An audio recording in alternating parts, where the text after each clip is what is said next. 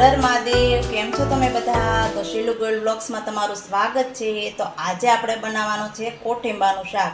કોઠીંબા એટલે આ નાના ચીબડા હોય એને આપણે દાદી નાના વખતના સમયમાં ને કોઠીંબા કહેતા। અત્યારે ચોમાસાની સિઝનમાં આ કોઠીંબા મળે છે અને એન્ડમાં વધારે મળે છે અને આ ઘાસ હોય ને એમાં વેલા થાય છે। એટલે જો આ આટલી સાઈઝના જ થાય, આનાથી મોટા ન થાય। આપણે બહુ લીલા નથી લેવાના।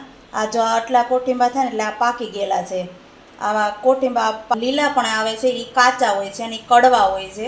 એની આપણે જો કાચરી નથી બનાવતા સંભારા તરીકે વાત છે ને, એમાં છે ને આ કોઠીંબાનું શાક બહુ જ છે અને આ ઇઝી અને સરળ રીતે બની જાય છે।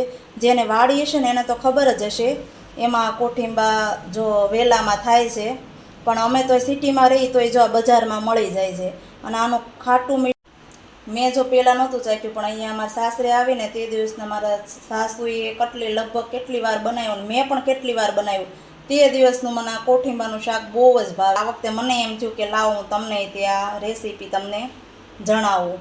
જો આપણે આ સરસ રીતે આ થોડાક માટીવાળા હોય ને એટલે આ તમારે ધોઈ નાખવાના વ્યવસ્થિત રીતે, અને કાપતી વખતે તમારે જો આ પાકેલા હોય ને તોય તે થોડાક કડવા હોય છે અમુક, એટલે તમારે એ ચાખીને કાપવાના। આ જો ઉપર નીચેનો ભાગ આપણે કાપી લેવાનો, પછી આપણે આવી રીતે કટ કરવાના। આના બિયા હોય કે નહીં, અહીંયા બિયાના ભાગેથી આમ તમારે થોડુંક ચાખી લેવાનું। જો કડવું હોય તો નહીં બનાવવાનું, લગભગ મીઠા જ હોય છે પણ અમુક હોય। જો આ તમારે 2 ફાડા રાખવા હોય તો 2 ફાડાય રાખી શકો। અને આવી રીતે જો 4 કટ કરવા હોય તો જો કડવા હોય અને લીલા તો એને તમારે સૂકવીને કાશરી બનાવી નખાય તમારે, એ પણ બહુ સરસ લાગે છે। જો આ બહુ તમારો નાના સાઈઝ હોય તો આવા 2 જ કટકા કરવાના, મોટા હોય ને તો જ તે 4। અને આ કોઠીંબા છે ને આમથી મોટી સાઈઝ તો મળતી જ નથી, બસ આવડા જ મળે છે નાના નાના। એવી રીતે આપણે બધા કટ કરી લેવાના છે। જો આપણે હવે બધા નાના ચીબડા છે એ કટિંગ કરી લીધા છે। જો આવી રીતે થોડાક આપણે આમ આડા કટ કરેલા છે, મોટા છે એ, અને નાના છે આવી રીતે 2 જ કટ કરેલા છે। એટલે શરીર માટે બોકસ ટ્રાય કરજો। અને જો આ કોથમીર આપણે ઉપર નાખવાની છે। આનામાં બધો મસાલો છે, મરચું, ધાણા જીરું, હળદર ને હિંગ, અને સ્વાદ મુજબ આપણે મીઠું જોશે ને તેલ। આપણે જો આ કુકરમાં નથી બનાવવાનું, તપેલી કે કડાઈમાં જ આપણે શાક બનાવવાનું છે। એટલે આને શું કહેવાય, પાણીની કાંઈ જરૂર નથી, તેલમાં જ ચેડવાનું હોય। એટલે આપણે આ કડાઈમાં જ બનાવવાનું છે। જરૂર હોય એ મુજબ આપણે તેલ લેવાનું છે।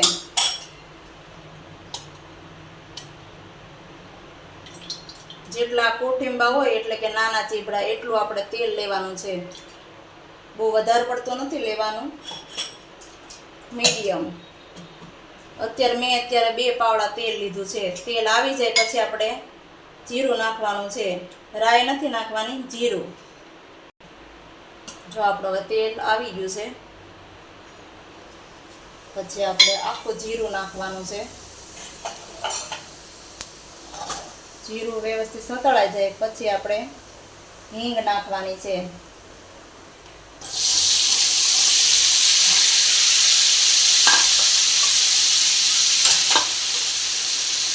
ગેસની ફ્લેમ તમારે મીડિયમ કરી નાખવાની।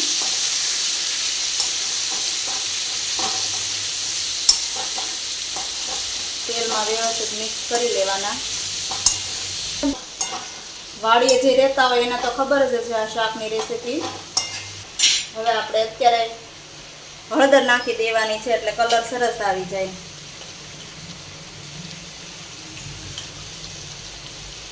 1 ચમચી મેં હળદર લીધેલી છે।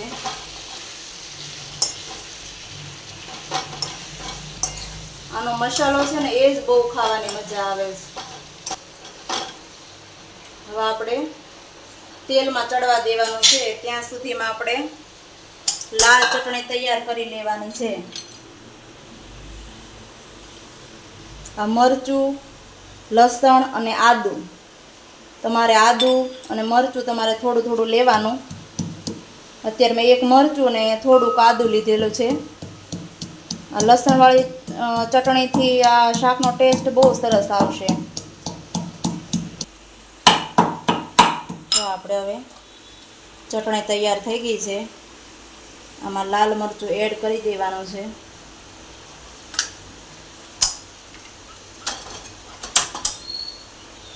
વ્યવસ્થિત મિક્સ કરી લેવાનું. જો આ 2 મિનિટ થઈ ગઈ છે. હવે આપણે મીઠું સ્વાદ પ્રમાણે નાખવાનું છે.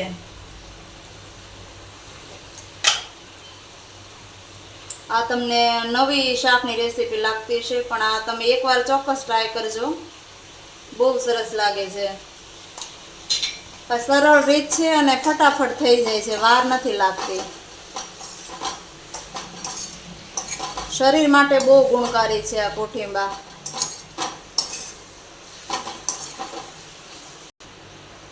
જો મીઠું નાખ્યા પછી આપણે 2 થી 3 મિનિટ ચડવા દેવાના છે.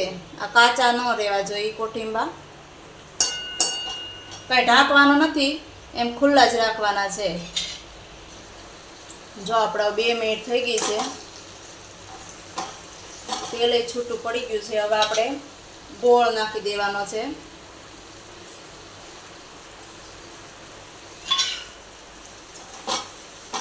મસાલો લાલ ચટણી તમારે છેલ્લે નાખવાનું, એટલે દાજી ન જાય. આ પેલા નાના ચીબડા છે એ ચડવા દેવાના,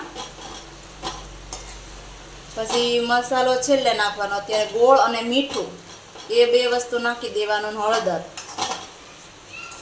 હવે આપણે અહીંયા 3 મિનિટ રાખવાનો છે, એટલે ગોળે ઓગળી જશે અને આ ચીબડા છે એ ચડી જશે. જો આપણે સરસ રીતે ગોળ પણ ઓગળી ગયો છે. 2 થી 3 મિનિટ થઈ ગઈ છે. જો કેટલો સરસ ગોળ ઓગળી ગયો અને આમ જો આવી રીતે ઘટ્ટ થઈ ગયું. હવે આપણે મસાલો નાખવાનો છે. હવે આપણે કોઠિંબાઈ ચડી ગયા છે. જો અંદર બિયા અને સરસ રીતે મસાલો હવે ચડી જશે. હવે આપણે મસાલો એડ કરવાનો છે. આ ધાણા જીરું છે 2 ચમચી, અને હવે આપણે લાલ ચટણી બનાવી હતી એ એડ કરવાની છે.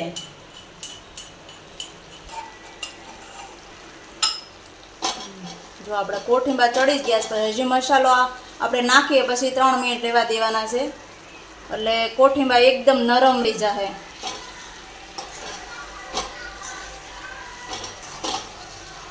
લાલ ચટણી છે આપણે બરોબર મિક્સ કરી લેવાની છે. જો મસાલો વ્યવસ્થિત મિક્સ કરી પછી આપણે 3 મિનિટ રહેવા દેવાનું છે. જો કલર કેટલો સરસ આવી ગયો. જેટલું તમારે તીખું ખાવાનું એ મુજબ આપણે ચટણી તમારે નાખવાની. પછી તમારે અત્યારે ચેક કરી લેવાનું. જો કોઠિંબા હોય ને થોડા ખાટા મીઠા હોય છે, એટલે ગોળ તમારે નાખવાનો. ખાટા હોય વધારે તો પછી તમારે ગોળ એડ કરવાનો, કેમ કે થોડું ગળચટું શાક હશે ને તો જ સરસ લાગશે. મીઠું તે એ બધું આપણે ચેક કરી લેવાનું. મેં ચેક કરી લીધેલું છે અને મારે બધું બરોબર જ છે. હવે આપણે 3 મિનિટ સુધી રહેવા દેવાના છે, એટલે કોઠિંબા એકદમ નરમ થઈ જશે. ક્યારેક ક્યારેક તમારે હલાવતું રહેવાનું, એટલે મસાલો નાખ્યા પછી નીચે દાજી ન જવું જોઈએ. અને ગેસ અત્યારે તમારે મીડિયમ જ રાખવાનો. હવે આપણે કોથમીર એડ કરી દેવાની છે.